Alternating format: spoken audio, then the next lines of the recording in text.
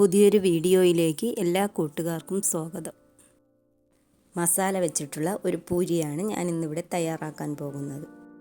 പൂരിക്ക് ആവശ്യമായ മാവൊന്ന് കുഴച്ചെടുക്കാം.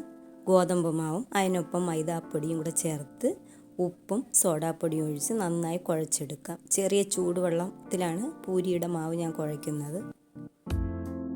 ചൂടുവെള്ളം ഒഴിച്ച് കുഴയ്ക്കുമ്പോൾ പൂരി നല്ല സോഫ്റ്റ് ഉണ്ടാവും.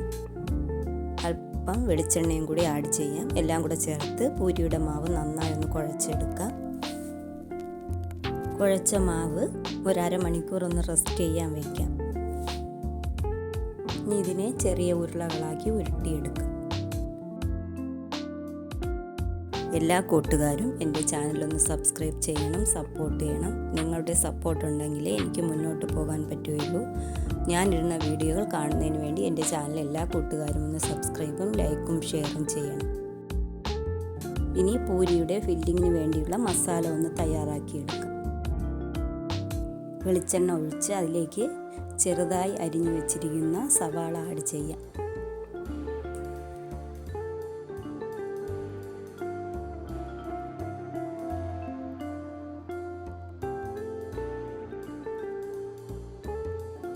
സവാള ഒന്ന് വാടി വരുമ്പോൾ പച്ചമുളകും കറിവേപ്പിലയും കൂടി ഇട്ട് കൊടുക്കാം. ഇനി ഇതിലേക്ക് പുഴുങ്ങി പൊടിച്ച് വെച്ചേക്കുന്ന ഉരുളൻകിഴങ്ങ് കൂടി ആഡ് ചെയ്യാം. എല്ലാം കൂടി നന്നായി ഇളക്കി യോജിപ്പിക്കാം.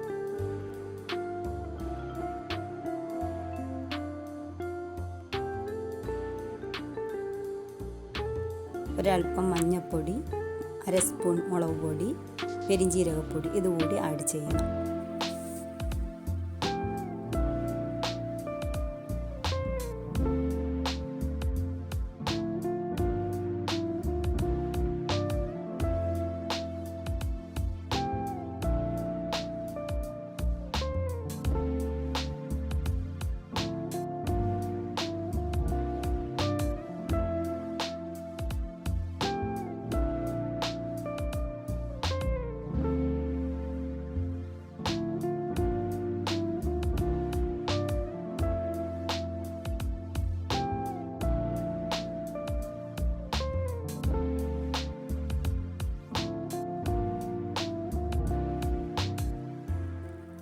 മസാല തയ്യാറായി. ഇനി നമുക്ക് പൂരി ഓരോന്നായി പരത്തിയെടുക്കാം.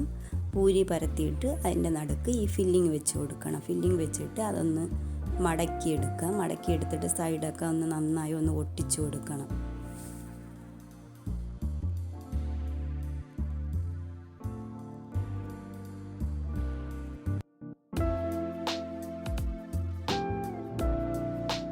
എല്ലാം ഇതുപോലെ ഒന്ന് തയ്യാറാക്കിയെടുക്കുക.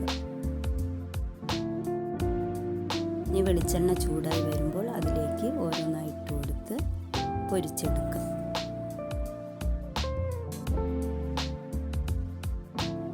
ഒരു സൈഡ് മൊരിഞ്ഞ് വരുമ്പോൾ ഒന്ന് മറിച്ചും കൂടെ ഇടണം. എല്ലാവരും ഇതുപോലെ ഒന്ന് ട്രൈ ചെയ്ത് നോക്കണം. പൂരി ഉണ്ടാക്കുമ്പോൾ അതിൻ്റെ അകത്ത് അല്പം ഫില്ലിങ് കൂടി ഇതുപോലെ വെച്ചാൽ കുട്ടികൾക്കൊക്കെ ഇഷ്ടമാകും. മക്കൾക്ക് ഇതുപോലെ തയ്യാറാക്കി കൊടുക്കാം. എല്ലാവരും എൻ്റെ ചാനലൊന്ന് സപ്പോർട്ട് ചെയ്യണം, സബ്സ്ക്രൈബ് ചെയ്യണം. ഞാൻ ഇന്ന വീഡിയോകൾ ഇഷ്ടമാകുന്നെങ്കിൽ എല്ലാവരും ലൈക്കും ഷെയറും ചെയ്യണം.